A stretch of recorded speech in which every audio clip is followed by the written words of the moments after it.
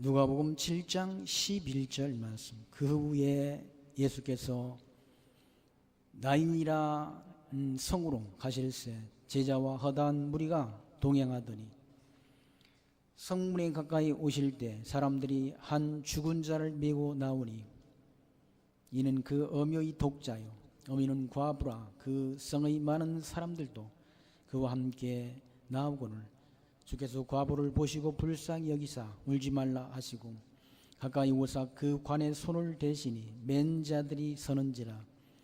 예수께서 가라사대 청년아 내가 네게 말하노니 일어나라 하시매 죽었던 자가 일어나고 말도 하거늘 예수께서 그를 어미에게 주신데 모든 사람이 두려워하며 하나님께 영광을 돌려 가로되 큰 선지자가 우리 가운데 일어나셨다고 또 하나님께서 자기 백성을 돌아보셨다 하더라. 예수께 대한 이 소문이 온 유대와 사방에 두루 퍼지니라. 17절 말씀까지 봉독드렸습니다. 누가복음 7장 말씀에서는 예수님께서 표적을 통해서, 표적이란 보통 일반적인 그런 일이 아니죠.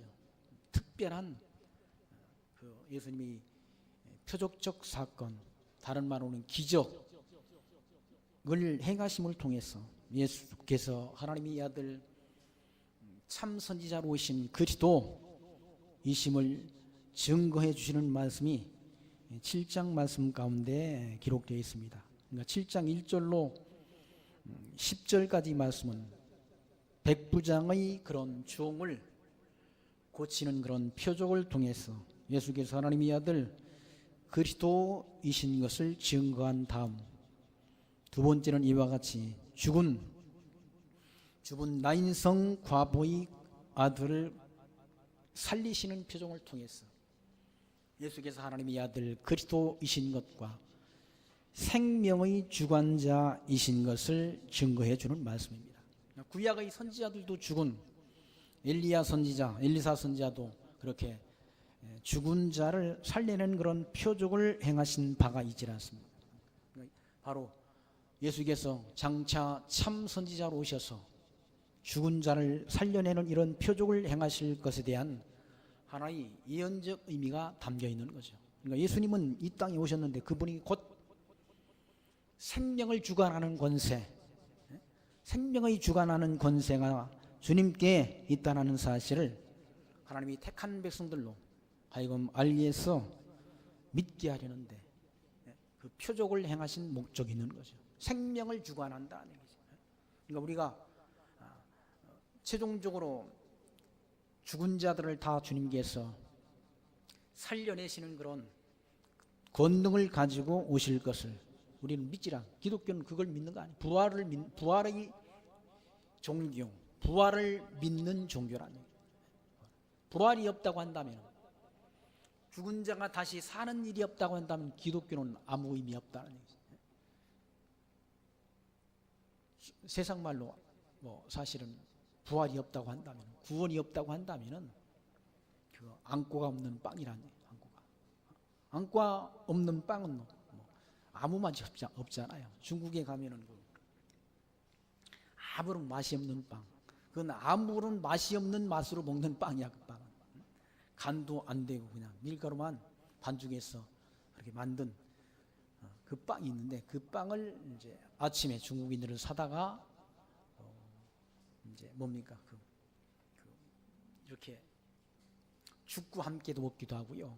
또 이렇게 빵을 이렇게 발라가지고 그와 함께 먹는다. 아무 맛이 없는 빵이니까 뭘 같이 먹어야 되는 거지. 그것만 가지고는 맛이 안 난다.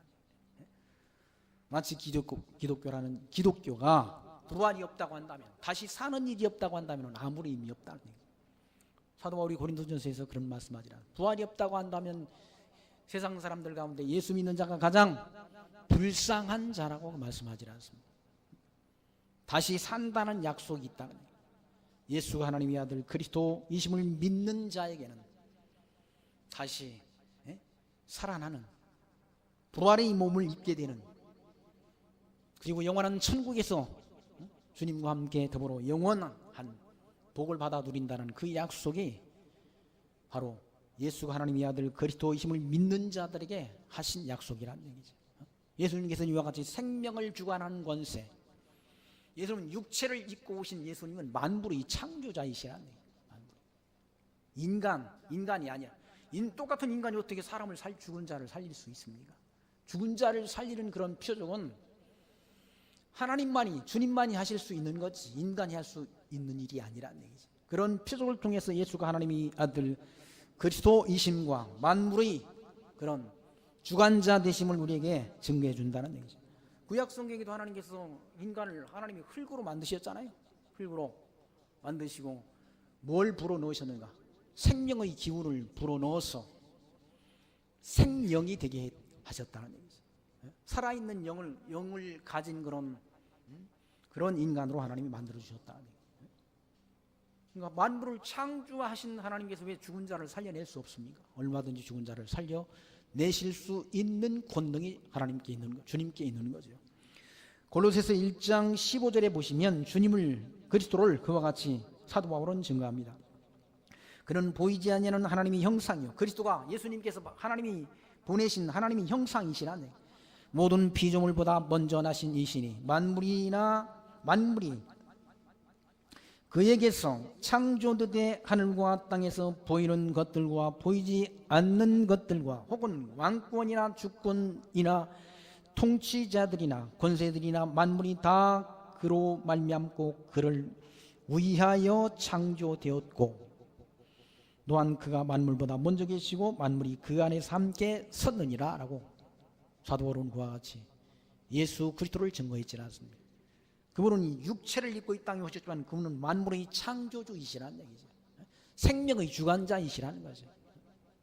사도 바울의 증거예요. 사도 바울의 증거.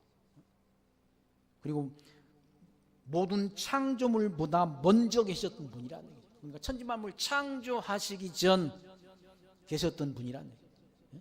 주님께서, 예수님께서 요한복음 10장 17절에는 내가 내 목숨을 버리는 것은 그것을 내게 다시 얻기 위함이라. 이로 말미암아 아버지께서 나를 사랑하시느니라. 이를 내게서 빼앗는 자가 있는 것이 아니라, 예수님이 생명을 내게서 빼앗는 자가 있는 것이 아니라 내가 스스로 버리노라. 나는 버릴 권세도 있고 다시 얻을 권세도 있다라고 말씀합니다.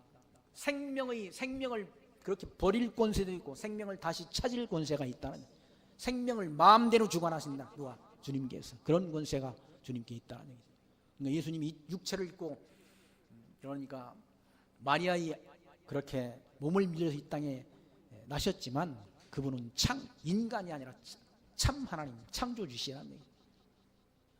그러니까 나인성 구하부의 그런 아들을 살려내는 이 표적을 통해서 생명의 주관자 되심을 우리에게 증거한다는 얘기죠. 주님께서. 그러니까 그런 예수를 우리가 하나님의 아들로 믿는 거예요. 믿음이라는 것은 무슨 사업이나 잘 되고 이 땅에서 기도하면 모든 문제가 해결되고, 기도하면 무슨 자녀들이 수학 능력 시험을 잘 봐가지고 서울대에 들어가고, 그런 차원의 종교가 아니라 그런 차원의 종교는 절간에 가서 해야지. 절간에도 다 그거 기도하잖아요. 그때 되면 다 가잖아. 기독교인들 다 새벽기도, 특별 새벽기도를 하고 한 달간씩 40일씩 하잖아요. 특세라고 그러잖아. 특세. 기독교만 하는 것이 아니라 여기 봉선사에도 다 한다는 얘기죠. 그렇게 하면 좋은 점수를 넣는다라는 거예요. 아니 공부를 열심히 했, 오히려 그런 종교가 아니에요. 기독교인 종교. 생명을 주관하는 권세가 있는 그 예수를 우리가 하나님의 아들 그리스도로 믿는 종교라는 얘기죠. 그를 믿는 믿음으로 말미암아 우리도 다시 산다는 소망, 부활을 믿는 부활신앙, 부활의 종교란 부활의 종교. 그러니까 죽은 자를 살려내지 않습니다. 그냥 죽은 자 모두를 살려낸 게 아니라는 얘기죠. 나인성 과부의 그런 아들 독자를 살려내는 표적을 통해서 예수께서 하나님의 아들 그리스도이심을 참 선지자로 오셨다는 사실을 증거한다. 참 선지자.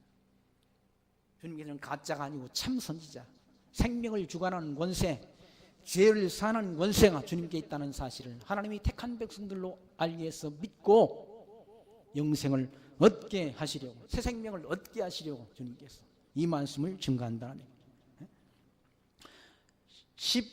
18절 말씀에서는 요한의 제자들이 이 모든 일을 그에게 고했다. 죽은 자를 살려내는 표적, 그리고 백부장의 아들을 그렇게 종을 살려내는 그 표적을 보고 요한의 제자들이 요한에게 그 모든 일을 가서 고했다는 얘기죠. 19절 말씀, 요한이 그 제자 중 둘을 불러 주께 보내어 가로되 오실 그이가 당신이오이까 우리가 다른 일을 기다리오리까 하라며 저희가 예수께 나아가 가로되 세리 요한이 우리를 보내어 당신께 말하기를 오실 그이가 당신이오이까 우리가 다른 일을 기다리오이까 하더이다 하니 마침 그 시에 예수께서 질병과 고통과 및 악기 들린 자를 많이 고치시며 또 많은 소경을 보게 하신지라 대답하여 가라사대 때 너희가 가서 보고 들은 것을 요한에게 고하되 소경이 보며 앉은 베이가 걸으며 문둥이가 깨끗함을 받으며 기머거리가 들으며 죽은 자가 살아나며 가난한 자에게 복음이 전파된다 하라. 누구든지 나를 인하여 실족지 아니하는 자는 복이 있도다 하시니라. 요한 제자, 자기 제자들을 둘을 보내가지고 예수님께 보시는 오실 그이가 당신입니까? 다른 일을 기다려오리까? 라고 그렇게 물으라고 그렇게 보냈다는 얘기죠. 그러니까 주님께서는 대답을 다른 내가 그렇다, 내가 오실 그이다라고 그렇게 답하는 것이 아니라 주님께서 제자들에게 그 요한의 제자들이 하신 말씀, 너희가 본 것을 보고 들은 것을 가서 말하라고 그 말씀을 하셨다. 그때 당시 예수님께서는 병든 자, 귀신을 쫓아내고 안전뱅이를 걷게 하고 문둥병을 깨끗하고 기머거리를 걷게 하고 죽은 자를 살려내는, 그리고 가난한 자에게 복음이 전파되는 그 표적을 행하셨다. 그 표적을 행하시는 걸 보면 예수님이 누군지를 안다는 얘기죠. 그 표적을 행하는 거 보면 하나님이 아니고서는 그런 표적을 하지 못해. 하나님의 아들이 아니고서는 그 표적을 행할 수 없다. 어떻게 죽은 자를 살려내고 귀신을 쫓아내고 안진병이를 걷게 하고 문둥병을 깨끗하게 하고 기머리를 듣게 하고 눈먼 자를 뜨게 하는 그런 일은 없다. 그런 일은 전무후무한 일이라는 얘기예요. 전에도 없었고 후에도 없는 일이라는 얘기예요. 그런 표적을 마음대로 행하시는 그런 표적을 행하시는 분, 하나님이 아들이 아니고서는 그런 표적을 행할 수 없는 거죠. 그러니까 구약 성경을 통해서, 모든 구약 성경 39권을 통해서 하나님이 약속하신 약속은 메시아를 보낸다는 약속 아닙니까?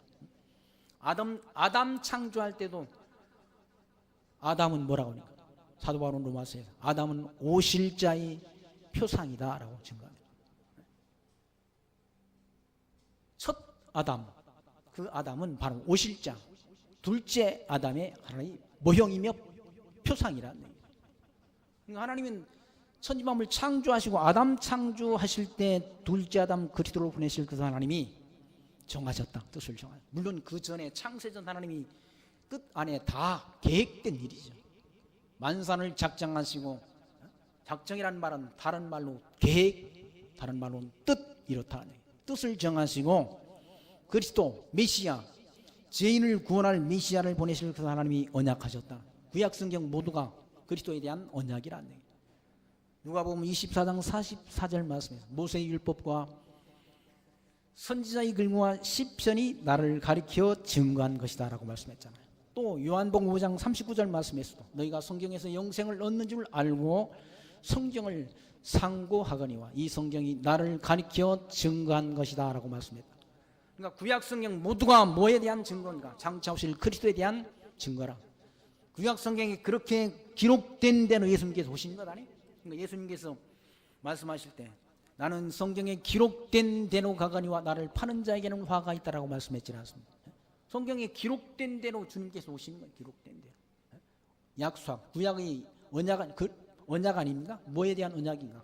메시아 보내실 것에 대한 하나님 여호와의 언약이란 그 언약대로 그리스도가 이 땅에 오셨다. 오셔서 스스로, 예수님 스스로 죄를 사하는 그런 권세가 있는 줄을 증거하시고 또 생명의 주관자이신 것을 증거하시고, 그리고 요한의 제자들의 질문을 통해서 구약 성경에 오시리라고 약속하신 메시아가 자신이신 것을 증거해 준다는, 이런 증거를 통해서 하나님이 택한 백성들은 믿는다는, 택한 백성들은 믿도록 돼 있고 택한 백성이 아닌 자는 못 믿도록 돼 있다. 바리새인들은 못 믿지 않습니다. 서기관들은. 잘난 자들은 오히려 못 믿고, 서기관 바리새인들은 구약 성경을 연구하는 그런 학자들이지 않습니까? 그런 학자들은 못 믿게 하고, 물고기 잡는 어부들, 또 약한 가난한 자들, 당시에 가난한 자들은 그리스도의 복음을 듣는다는 얘기죠. 그러니까 듣고 못 듣는 것이 인간의 그런 자기 지혜에 있지 않다는 얘기죠. 하나님께서 들을 귀를 주셔야 듣는 거죠.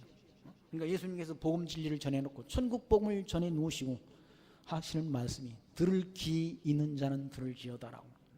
들을 귀가 있어야 듣는다는 얘기예요. 아무나 듣는 게 아니라는 얘기예요. 선택된 백성은, 창세전 그리스도 안에서 구원 얻기로 예정된 백성은 듣는 것이고, 예정되지 않은 백성은 듣지 못한다는 얘기예요. 죽은 자가 살아나도 못 듣는 거예요. 여기 죽은 자를 살려내잖아요. 나인성 과부의 독자를 살려내는 일이 표적을 통해서도 어떤 사람들은 믿고 어떤 사람은 믿지 않는다는 얘기예요. 믿고 안 믿는 것이 자기의 어떤 지혜에 있지 않고 하나님이 주권에 있다는, 영생을 주시기로 작정된 자는 다 믿더라라고 사도행전에서 사도 바울은 말씀하잖아요. 영생을 주시기로 작정된 자는 다 믿고, 반대로 작정이 안 된 자는 믿지 못하도록 되어 있다는 얘기죠. 예수님께서 요한의 제자들에게 너희가 가서 본 곳을 도 선생님 가서 말하라. 뭘 보여줬는가 그들에게. 귀신은 자의 귀신을 쫓아내고, 소경을 보게 하고, 앉은뱅이를 일으켜 세우시고, 문둥병자를 깨끗게 하고, 기머리를 듣게 하고, 죽은 자가 살아나고, 가난한 자에게 복음이 전파된다. 그걸 가서 말해주라는 얘기예요. 그러면 안다는 얘기죠. 그러면서 하시는 말씀이, 누구든지 나를 인하여 실족지 아니하는 자는 복이 있도다라고 말씀했다. 실족지 않는다는 말은 예수가 하나님의 아들 그리스도이심을 믿는 자는 실족하지 않은 자이고, 믿지 않는 자는 실족하는 것이 되는 거죠. 실족지 않는 자는 복이 있다. 예수가 하나님의 아들 그리스도이심을 믿는 자는 복이 있다는 얘기죠.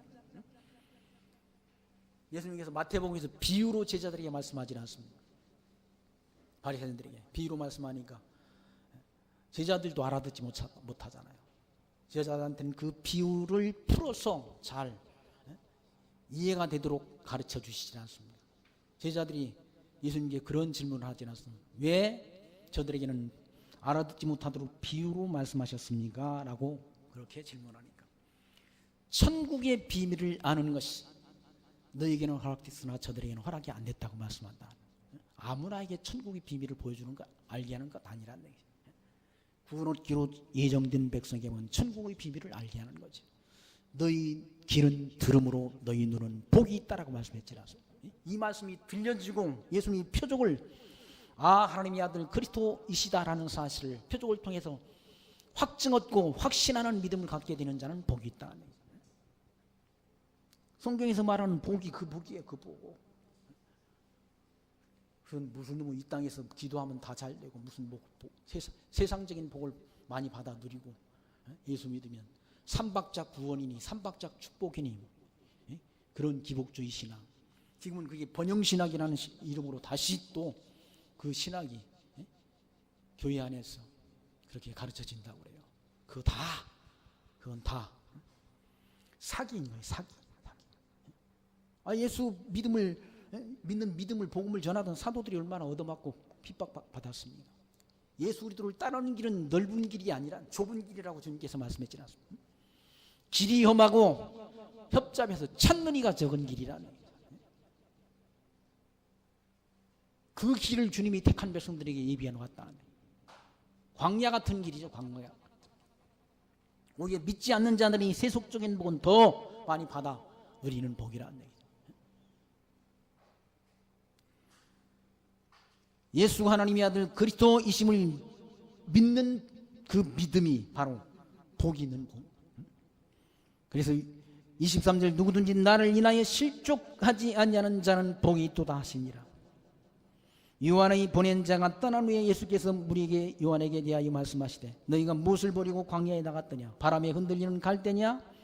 그러면 너희가 무엇을 버리고 나갔더냐? 부드러운 옷 입은 사람이냐? 보라, 화려한 옷 입고 사치하게 지내는 자는 왕궁이 있다는 얘기. 광야에 나가. 요한이 광야에서 하나님이 천국복음을 전했지 않습니까? 광야에 뭐로 갔느냐? 갈대를 보러 갔느냐? 아니면 화려한 옷을, 부드러운 옷 입은 사람들을 만나려고 갔느냐? 화려한 옷 입고 사치하는 자들은 왕궁에 있다. 왕궁에 가면 다 사치하는 그런 자들.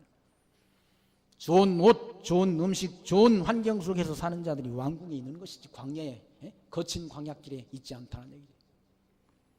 구약의 선지자들, 엘리야 같은 선지자는 광야길에서 그렇게 하나님의 말씀을 증거했지 않습니까?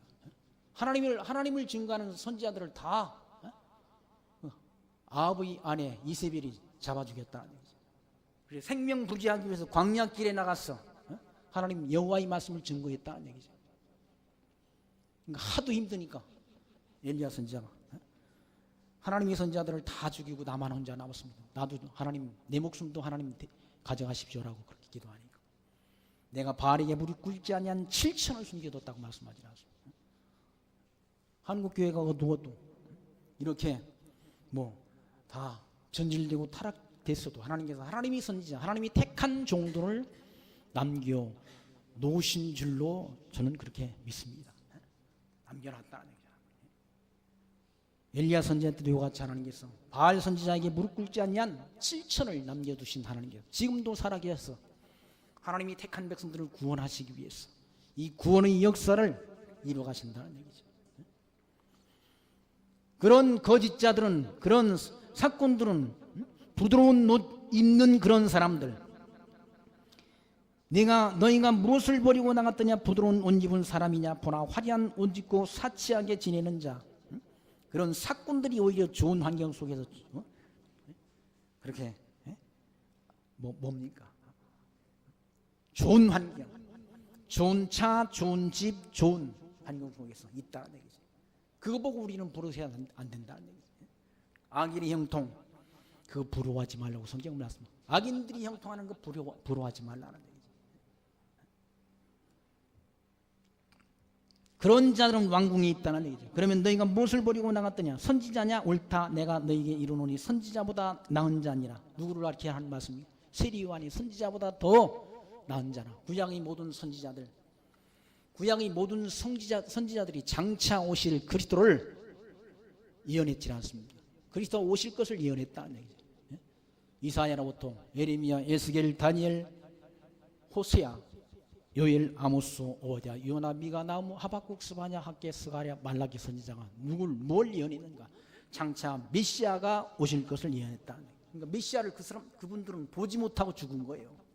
그런데 세리요한은 예수님을 직접, 참 선지자이신 예수님을 직접 눈으로 보면서 증거한다. 그런 의미에서 선지자보다 나은 자라고 예수님께서 말씀하는, 기록됩니다. 보라, 내가 내 사자를 네 앞에 보내노니 그가 내 앞에서 내 길을 예비하리라 한 것이 이 사람에 대한 말씀이라 라고 증거합니다. 구약성경 말라기서 1장 3장 1절 말씀, 만군의 여호와가 이르노라 보라, 내가 내 사자를 보내리니 그가 내 앞에서 길을 준비할 것이요 또 너희가 구하는 바 주의 사자가 주가 갑자기 그의 성전에 임하시리니 곧 너희가 사모하는 바 언약의 사자가 임할 것이라 라고 예언합니다. 그 선지자가 누군가, 말라기 선지자가 예언한 선지자가 누군가 하면 바로 예수님 앞에서 예수님이 길을 예비할 자로 오신 세례 요한을 가리킨다는 얘기죠. 예수님께서 그와 같이 증거하잖아요. 구약 성경이 그와 같이 자기 길을 예비하러 온 자가 바로 세례 요한이라는 사실을 밝히지 않습니다. 보내노니 내가 내 앞에서 내 길을 예비하리라 한 것이 이 사람에 대한 말씀이라. 이 사람은 세례 요한을 가리킨다. 내가 너희에게 말하노니 여자가 낳은 자 중에 요한보다 큰 이가 이르는 이가 없도다. 그러나 하나님의 나라에서는 극히 작은 자라도 저보다 크니라 하시니라. 여자가 낳은 자 중에는 세례 요한보다 큰 자가 없다는 얘기죠. 아무리 이 땅에 지금 역사 가운데 예수님 당시 때의 역사 가운데 더 큰 자가 더 많았을 거 아니에요. 권세 있는 자가 많았지만 그런 자보다 더 큰 자가 세례 요한이라. 여자가 낳은 자 중에. 왜 세리와는 직접 눈으로 하나님 나라로 오신 그리스도를 보면서 증거했다. 그런 의미에서 세리요한을 주님께서는 크다라고 그렇게 말씀하신 것이죠. 29절 말씀 보시면 모든 백성과 세리들은 이미 요한의 세례를 받은지라. 백성과 세리들은 요한의 세례를 받았다. 이 말씀을 듣고 하나님을 의롭다 하되 오직 바리새인과 율법사들은 그 세례를 받지 아니한지라. 스스로 하나님의 뜻을 저버리니라. 바리새인과 서기관과 율법사들은 세리요한한테 세례를 받지 않았다. 하나님의 말씀을 증거하러, 하나님이 그리스도를 증거하러 온 세리요한에게 세례를 받지 않았다. 그리고 하나님의 뜻을 스스로 버렸다.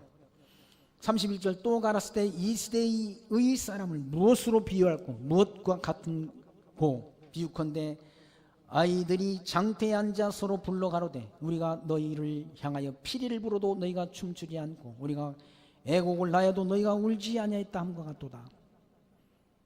세리요한이 와서 떡도 먹지 않냐고 포도주도 마시지 않냐며 너희 말이 귀신이 들렸다 하더니 인자는 와서 먹고 마시며 너희 말이 보라 먹기를 탐하고 포도주를 즐기는 사람이요 세리와 죄인의 친구로다 하니 죄인은 자기의 모든 자녀로 인하여 옳다함을 얻느니라. 라고.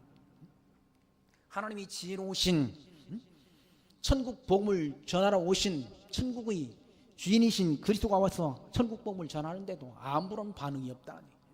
아무런 반응도 감동도 없다. 누가? 그 세대 유대인들이 그렇다. 서기관과 바리새인들이 그렇다. 그런 표적을 보고도 예수님이 얼마나 많은 그런 표적을 행했습니까? 하나님이 아들 그리스도이심에 대한 분명한 증거를 보여주었는데도 그들은 믿지 않는다. 그 앞서 세리 요한이 와서 그리스도를 증거하는데도 그런 세리들과 백성들은 요한에게 세례를 받았는데 서기관과 바리새인들은 아무런 감동도 없고 하나님이 천국 복음을 들어도 마음에 깨달음이 없다는 얘기죠. 그러니 피리를 보도 춤을 추지 않고 애곡해도 그렇게 함께 울지도 않는다는 얘기죠. 아무런 반응이 없다. 아무런 반응이 없으면 그건 뭐 답답하잖아요. 저는 복음 전하는 사람이 답답하잖아요. 옳다든지 그르다든지 해야 무슨 별일이 생기고 얘기가 되는데 아무런 반응이 없다. 그냥 앉아있다. 하나님의 백성은 마음에 감동이 오죠. 택한 백성 마음을 하나님이 움직여 주신다는 얘기죠. 하나님 나라의 복음이 증거되면 마음이 감동이 된다. 마음이 뜨거워진다는 얘기죠. 하나님이 택한 백성이 아니면 아닌 자는 냉랭한 차지도 않고 뜨겁지도 않다는 얘기죠. 예수님께서 요한계시록에서 그와 같이 차지도 않고 뜨겁지도 않은 그 신앙을 책망하신 바가 있지 않습니까? 토해버리고 싶다 그러잖아요. 토해버리고 싶다. 아무런 감동이 없다. 강팍한 마음을 가지고 있어서 죽은 자를 살려내도 아무런 감동이 없고 벙어리가 말을 하고 문둥병자가 고침을 받아도 그걸 보고도 아무런 감동이 없다. 깨달음이 없다는 얘기죠.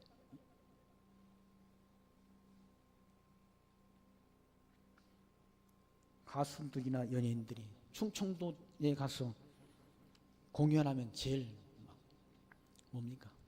재미가 없답니다. 아무런 감동이 없대. 박수 치래도 박수도 안 치고. 충청도 분들은 좀 그 반응이 늦어가지고 집에 가서 웃는다네.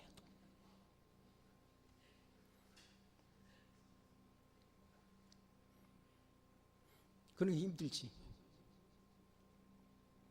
예수님께서도 이와 같이 하시는 말씀이 비유를 하는데 이 시대 31절 또 가라사대 때 이 시대의 사람을 무엇으로 비유할꼬 무엇과 같은고 비유컨대 아이들이 장터에 앉아서 불러가로되 우리가 너희를 향하여 피리를 불어도 너희가 춤추지 않고 피리를 불어도 악기를 연주해도 아무런 반응이 없다. 아이 그 뭡니까 오지에 탐험 거하는 그런 분들이 한국에 있는 분들이 오지 다른 나라 저 유럽에 저기 가서 뭐 그렇게 하는데 거기 가수라는 분이 한 분 거기 참여를 해가지고 그분이 뭐 악기를 뭐 이렇게 연주하면서 노래를 부르니까 아니 거기 공터에 그 있는 건 조그만 아이도 막 엉덩이를 흔들더라고. 얘들은 특별한 사람들이야. 피리를 불어도 춤을 추지 않는다는 얘기죠. 애곡을 내도 함께 울어주지 않는다는 얘기죠. 아무런 반응이 없다. 누가? 서기관과 바리새인들이 그렇다는 거죠. 그러면서 비판하기는 좋아한다. 판단하기는 좋아한다. 무슨 판단하라는가? 33절. 세리요한이 와서 떡도 먹지 않냐고 포도주도 마시지 않냐며 너희 말이 귀신이 들렸다 하더니 인자는 와서 먹고 마시며 너희 말이 보라 먹기를 탐하고 포도주를 즐기는 사람이요 세리와 죄인의 친구로다 라고 말한다. 그러나 거기 보시면 그러나라는 말은 없지만 지혜는 자기 모든 자녀로 인하여 옳다함을 얻는다. 하나님이 지혜로 오신 주님은 바로 자기 자녀, 하나님이 택한 자녀로 하여금 옳다함을 인정받는다. 하나님이 택한 백성이 아닌 자들은 옳다라고 인정 안 한다. 예수 하나님의 아들 그리스도의 심을 참 선지자로 오신 분이신 것을 영접지 않는다는 얘기죠.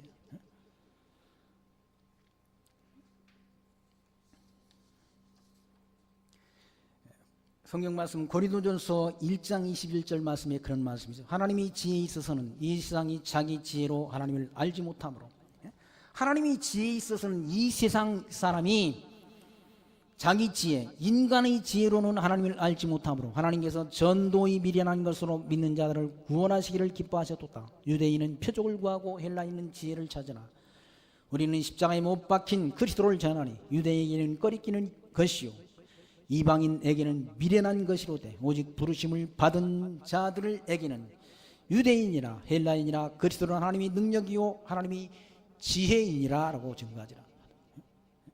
부르심을 받은 자들에게는 유대인이나 헬라인이나 그리스도는 하나님이 능력이고 하나님이 지혜라 라는 얘기다.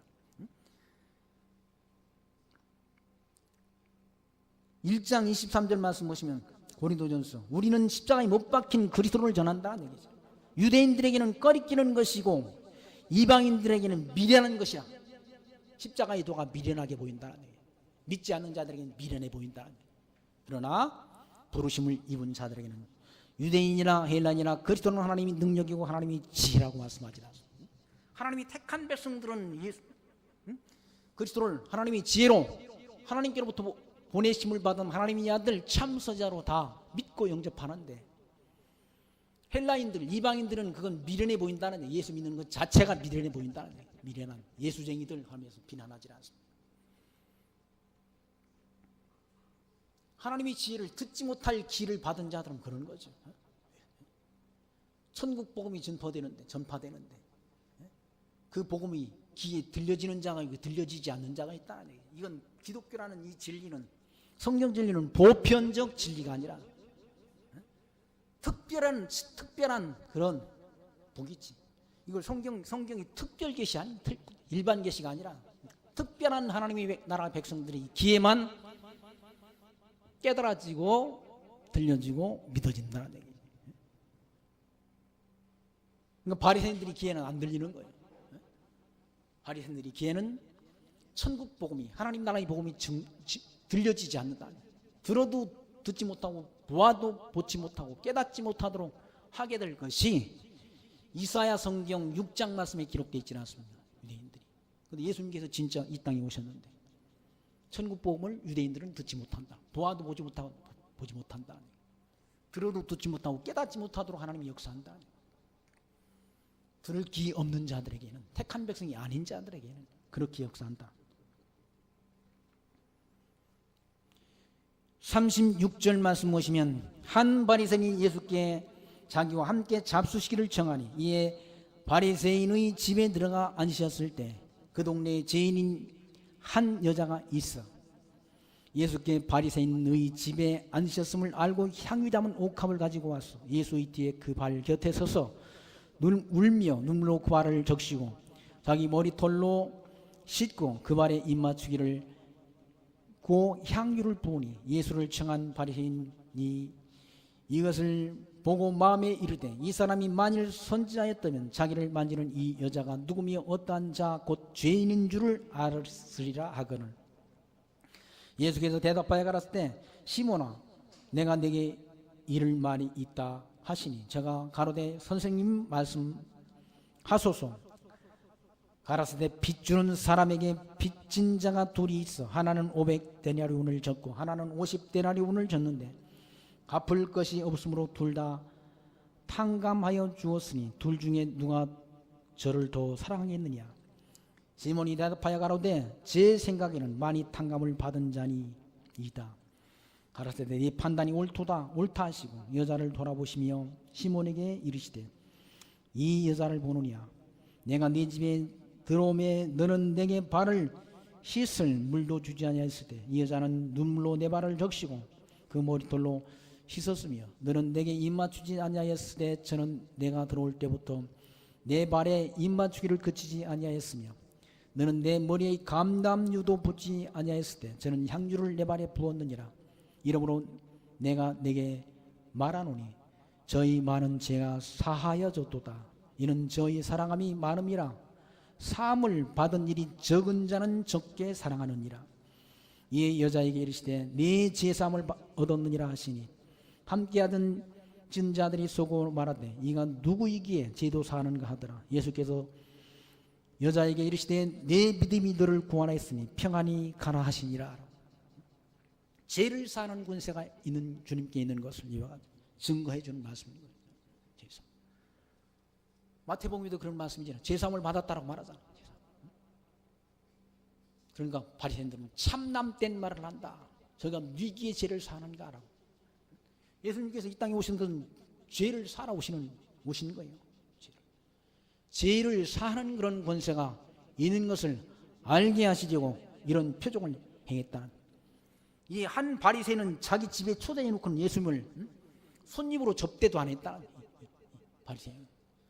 유대인들은 그 사람을 자기 집에 초대하면 발을 씻을 물을 갖다 주고 또 발을 씻겨주는 그것이 유대인들이 그런 손님 접대의 풍속이라고 그래요. 근데 이 여자는, 이 바리새인들은, 시몬이라는 바리새인은 예수님을 자기 집에 초대해 놓고 손님 접대를 하지 않았다. 손님으로 그렇게 귀한 손님으로 접대를 하지 않았다. 이 여인은 바로 주님이 발 곁에 서서 눈물로 발을 적시고 자기 머리털로 씻고 발에 입맞추기를 쉬지 않았다. 그 여인에게 주님께서 하신 말씀, 내 죄사함을 받았다. 죄를 사는 이 사건을 통해서 뭘 증거하려고 하시는가? 죄를 사는 권세가 있는 것을 알게 하려고 하신 말씀이라. 그러니까 자기 죄가 많은 자, 자기 죄가 많다라고 그렇게 사함받은 것이 많다라고 하는 자가 더 하나님 앞에 충성하는 자라는 거예요.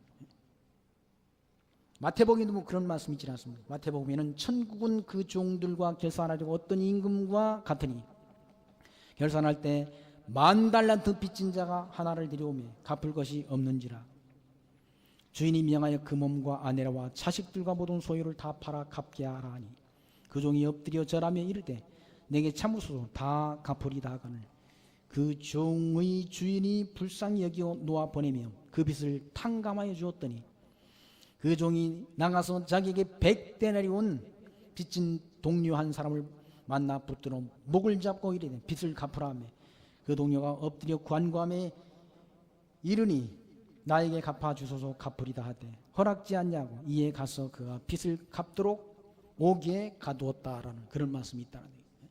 10,000달란트는 자기는 탕감받았는데 자기한테 100데나리온 빚진 자도 탕감해주지 못하고 그를 잡아다 감옥에 가둬버렸다는 거예요. 그건 사악한 인간이에요. 사악한 인간. 예수님께서는 이 땅에 오셔서 하나님이 택한 백성들이 죄의 짐을 다 대속하려고 이 땅에 오셨다.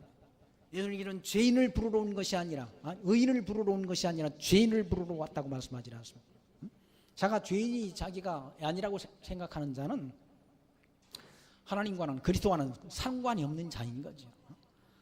마태복음 9장 13절에 너희는 가서 내가 긍휼을 원하고 제사를 원하지 아니하노라 하신 뜻이 무엇인지 배우라. 나는 의인을 부르러 온 것이 아니요 죄인을 부르러 왔노라 라고 말씀합니다.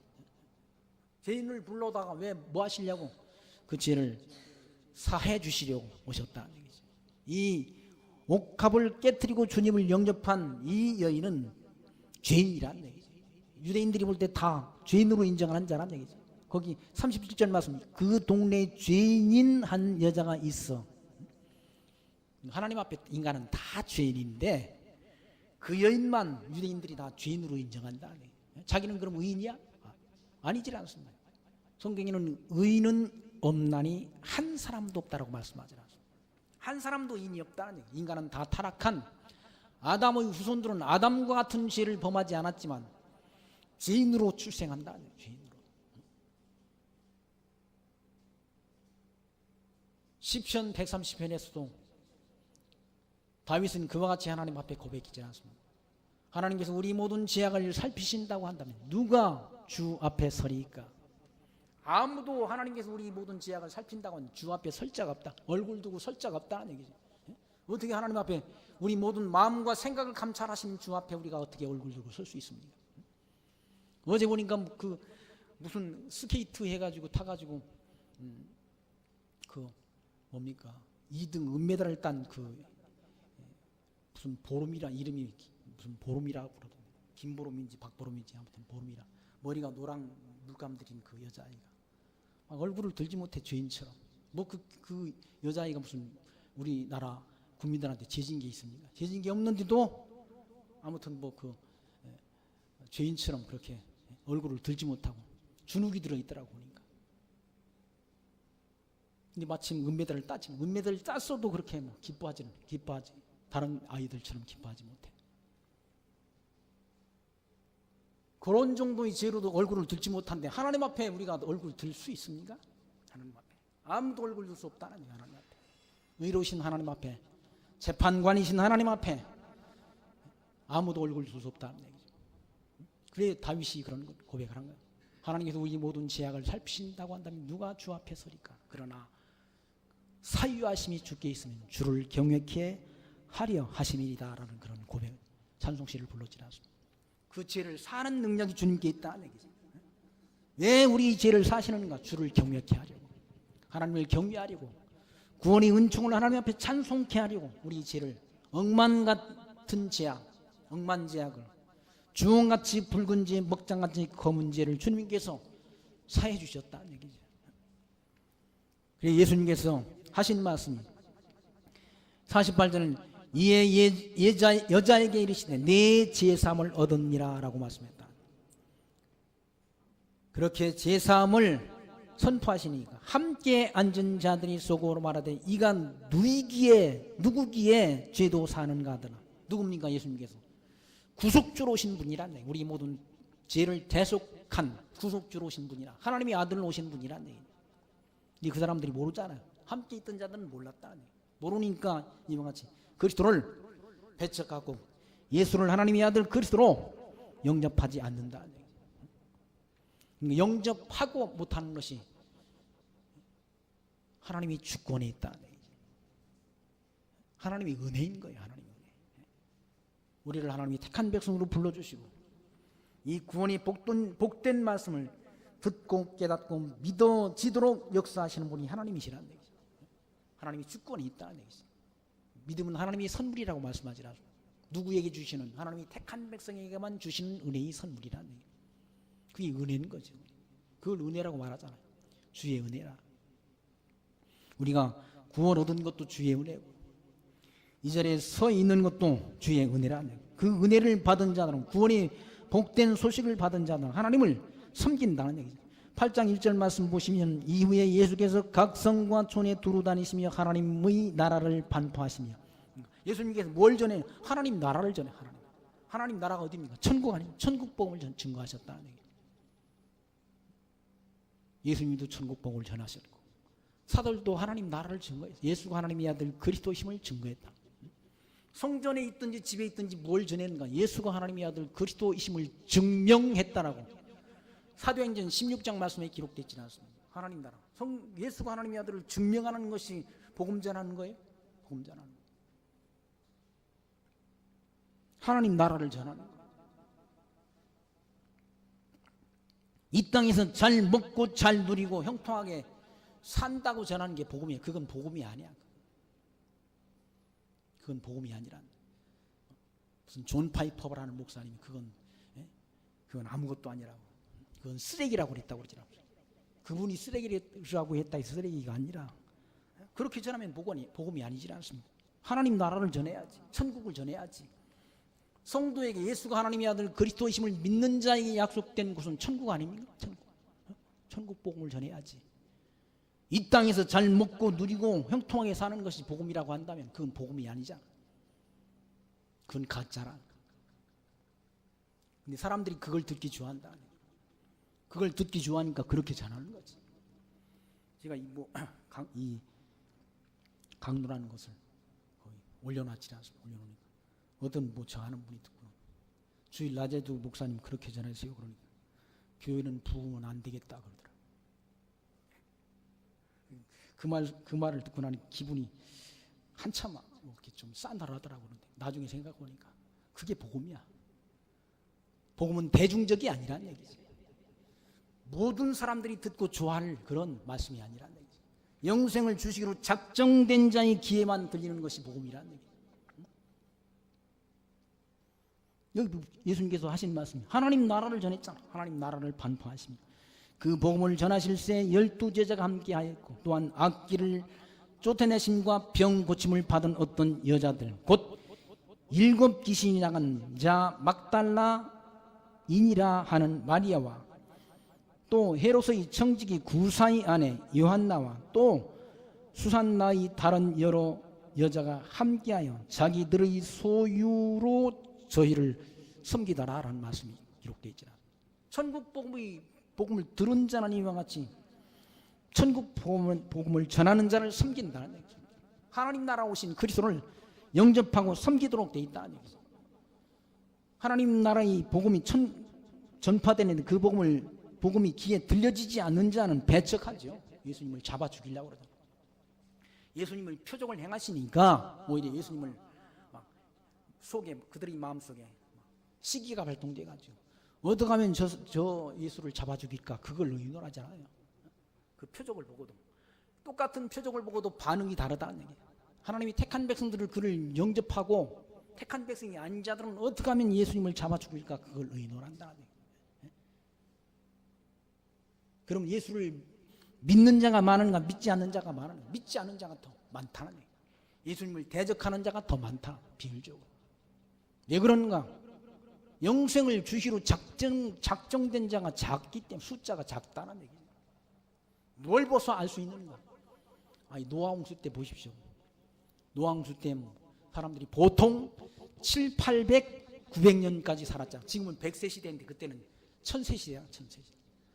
8, 900년 동안 살면서 자녀를 생산했으니 많은 사람들이 생육 번성했을 것 아니겠습니까? 그때 구원 얻은 자가 몇 명이라고 그래요? 겨우 8명 뿐이었다라고 말씀한다. 소돔과 고모르상이 의인 5명이 없어서 멸망당한 것 아닙니까? 그러니까 천국 복음을 들을 자가 적은 거예요. 하나님 나라의 백성이 적다는 얘기죠. 적다. 천국 복음을 전파될 때, 하나님 나라의 복음이 전파될 때 그 복음을 듣는 자들은 이와 같이 다 그를 영접하고 그를 섬기게 된다. 복음을 영접한 자들은 섬기게 된다. 하나님 나라의 백성들은 천국 복음을 전한 자들 다 섬기도록 돼 있다. 왜? 복음의 가치를 알기 때문에 그런 거죠. 천국은 마치 밭에 감춘 보화 같다라고 말씀하잖아요. 마태복음에서. 그 보화를 발견한 자는 어떻게 한다고 그래요? 자기 모든 것을 팔아 그 밭을 산다고 말하지 않습니다. 모든 것을 팔아서 사도 그건 적자가 안 나는, 손해가 안 되는 그런 곳이 어딘가 바로 천국 복음이란, 천국의 보화라는 얘기죠. 그건 손해가 나지 않는다는 얘기, 적자가 나지 않는다는 얘기. 어제 길길을 지나다 보니까 아니 로또 복권인가 그거 파는데 보니까 사람들이 많이 그걸 사더라고요. 그건 거의 다 사실은 돈만 날리지 당첨될 확률이 엄청 뭡니까? 비율이 작잖아요. 낮다는 얘기지. 천국 복음, 이 복음을 위해서 수고하는 수고는 하나도 헛되지 않다는 얘기지. 지극히 작은 자에게 한 것이 곧 내게 한 것이라 라고 말씀해 주셨습니다. 지극히 작은 자에게 한 것, 복음을 위해서 수고한 그 수고는 하나도 땅에 떨어지지 않고 손해가 되지 않는다. 다 주님께서 나중에 상급으로 주신다는 그런 약속 우리에게 주셨지 않습니다. 저와 여러분 이 땅에 살아가는 동안 하나님 나라의 주권자나 이 땅에 오신 생명의 주로 이 땅에 오신 예수를 하나님의 아들 그리스도로 알고 믿는 믿음 가운데 이 복음을 확증하고 이 복음이 땅끝까지 전파되는 그 일에 함께 마음과 뜻을 모으고 수고하는 수고를 통해 하나님 앞에 영광드리며 살아가는 지혜 늘 간직하시기를 부탁드리며 말씀 마칩니다. 기도합니다. 하나님 감사합니다.